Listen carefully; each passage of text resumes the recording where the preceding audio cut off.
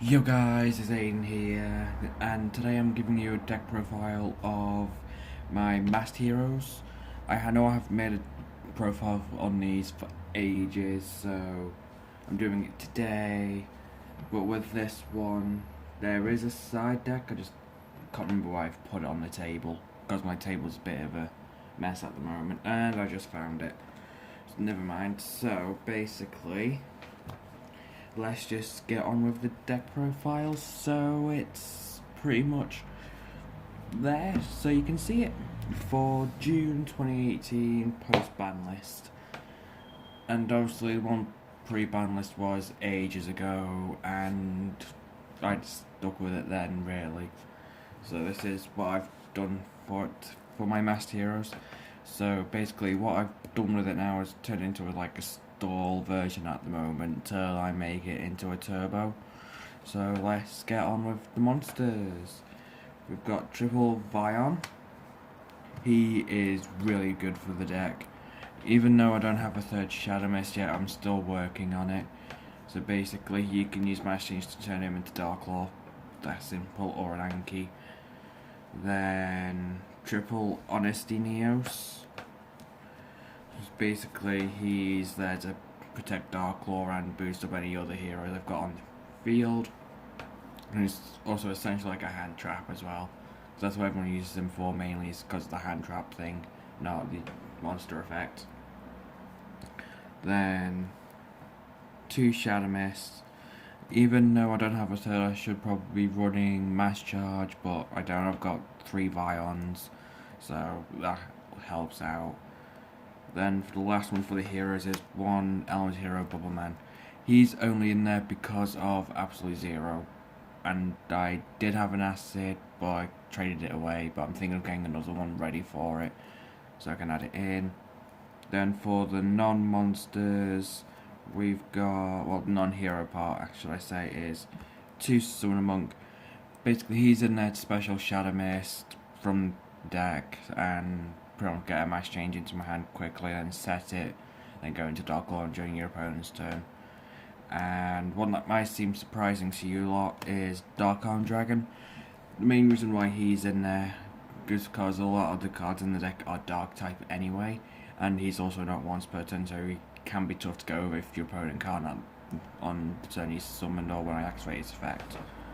So basically, I can banish one Dark monster from my graveyard and constantly pop, and it's not once per turn, which is nasty, and that's why he's limited to 1 in the ban list at the moment, as far as I know. And then for the hand traps, I've got 1 Effect Veiler, 1 Draw, 3 Ash, and 3 Ghost Ogres. Everyone's good, like, why are you running that many hand traps for? Is like, mainly it's because so I can protect Darklaw from certain things like Union Hanger, not really Union Hanger, but mainly Dragonic Diagram. Even though all hand traps are once per turn, once you searched it once, I can go Droll or Ash it. So, yeah. But it's adding to the hand Ash or Droll, if it's, even though it's still adding to the hand, I could Droll it.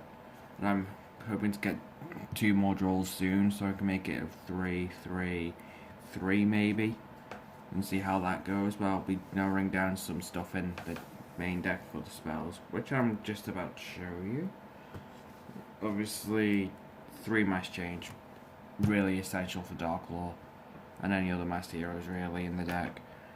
Then, pretty much, even though you activate this card, go into Darklaw, even a Darklaw is once per turn for his banishing effect from adding from the deck to the hand or anything like that.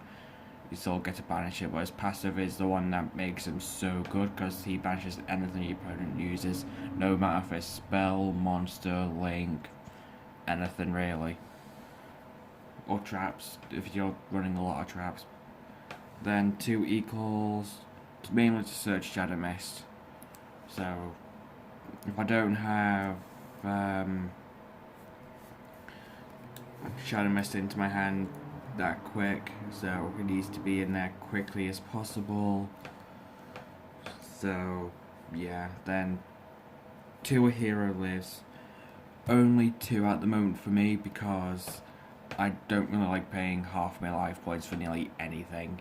So, if I activate one, if I've got one in my hand, I'll activate one, get a Shadow Mist, get a Mass Change, set Mass Change. If I have those cards in my hand, I can set down kind of bluff for other bits, I can just set them. And then 1 Pot of Duality, 1 Soul Charge, 1 Poly, 1 Reinforcement of the Army, 1 Raigeki, and 1 Miracle Fusion. The main reason why I've got ones of those,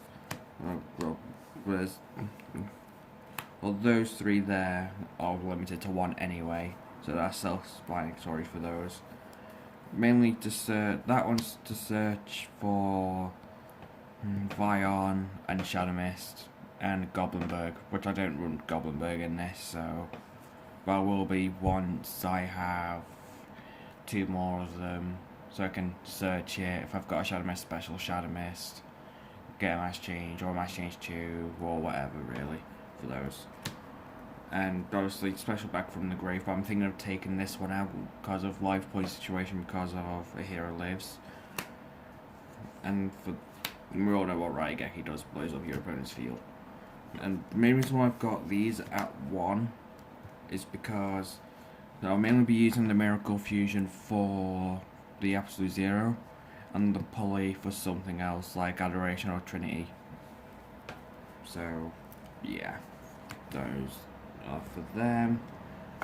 And now for the trap cards I've run in the deck, I'll be running 2 D Barrier, 2 Solemn Strikes, 2 Red Reboot, and 2 Mind Crush.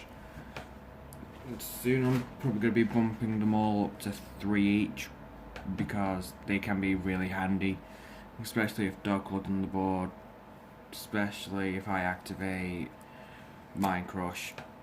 If they have 2 other diagrams in their hand, they're banished, then your opponent can't use them, then you've probably destroyed the main part of the deck.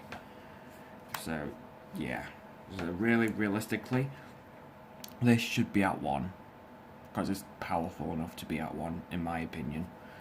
Even though I would say Red Reboot is good, especially against some like Return or something like that. If they add Return, that, activate that. And even though I should be running Solemn Warning as well, but then again it's life points, and I've already got 2 strike and the trap cards for it, and that's practically 3,000 gone after if I use Solemn Warning or anything. A Hero Lives. So I am cautious of my life points, but with Mass Heroes I shouldn't really care, because you're trying to get Dark Lord out and protect them as much as possible. And the main reason why for D Barrier is mainly because of the pendulums. That's mainly it for it. If I know there's other decks that use any other type of extra deck cards, then I'm going to use these as well on that declared type, depending what their mainly heavy support is.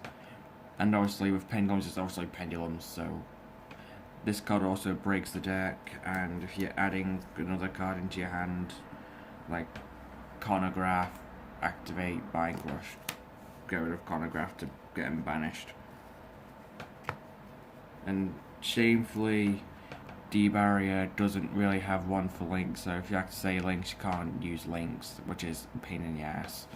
But if it gets errated with links added onto it, it'll be broken and it might have to be limited to 1 as well. And now for the extra deck, 2 Mass Hero Dark Lords, 1 Anki, 1 Absolute Zero, 1 Vision Hero Adoration, and 1 Vision Hero Trinity.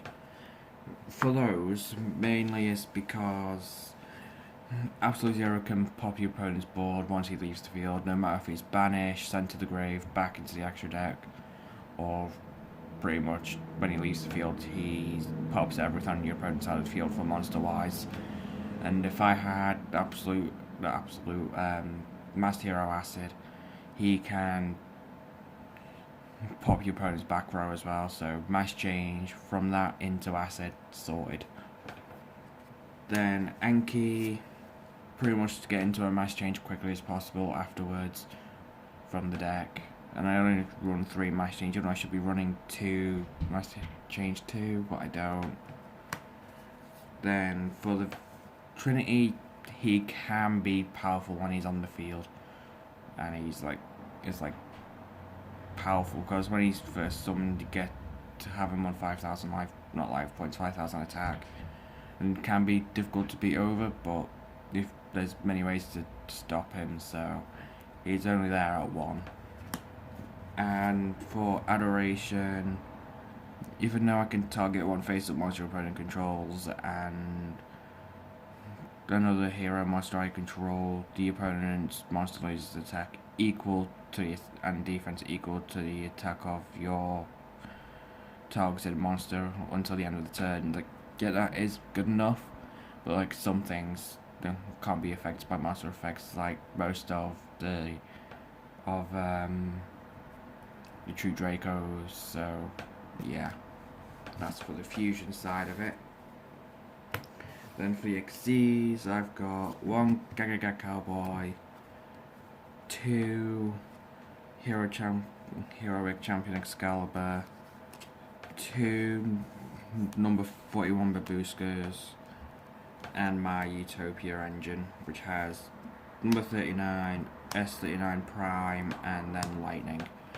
The reason why I'm using Prime, even though he's only there because I don't want to go into Lightning straight away, but I can do some other stuff with him.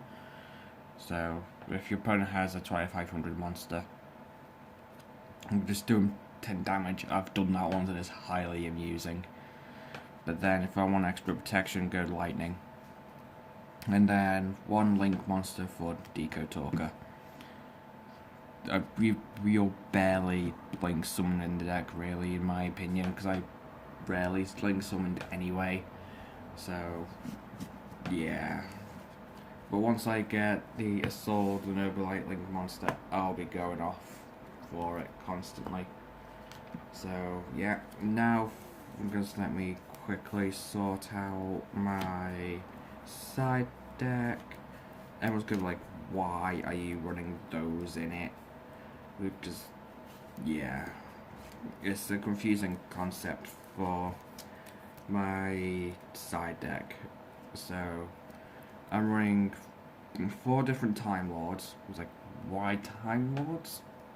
So Zaphion, Lazion, Camion, and Sadion. It's mainly because I'm trying to use Zaphion, because it stops your opponent from spells and traps as far as I'm aware. And it's pretty much, if you know what they do, it's pretty much self-explanatory. I haven't really tested with them much because I haven't really sided them in with the Mass Heroes very much, but I'm tempted to do it a bit more.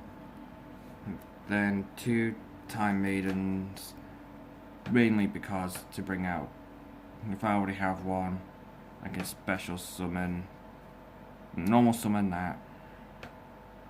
So yeah, special summon Zaphion or one of the other Time Lords from the deck, and it helps me try to stall the opponent. And 2 Amano Iwatos, self-explanatory, stops your opponent from using effects from their side of the field, because it has to be spirit monsters only. Then for the one-offs in this, for the spells, 1 Monster Reborn, 1 Hero, Legacy of a Hero, and 1 Pot of Duality, and 1 Twin Twister. All this is pretty much self-explanatory, especially Monster Reborn, Pot of Duality, and Twin Twister, but mainly for Legacy of a Hero, so I can send back probably 2 Dark Claws back into the extra deck, even though I probably won't be able to use them again, because I probably would have used up all of my mass changes, which sucks. So I need to be thinking of putting into mass change 2, even though it's a risk of discarding a card, but it has to be done. Then 2 Cosmic Cyclones banishes, but even though Dark Claw's on the field anyway, it'll banish it anyway. it's just back row removal and field spell removal. And then last thing not least is my Mirror Force for traps in this for the side deck. So yeah, Mirror Force is self-explanatory because everyone knows what that does. So that's my Masked Hero profile. Hope you guys enjoyed it, and I will be making another update on my Pendulum Magician straight after this video.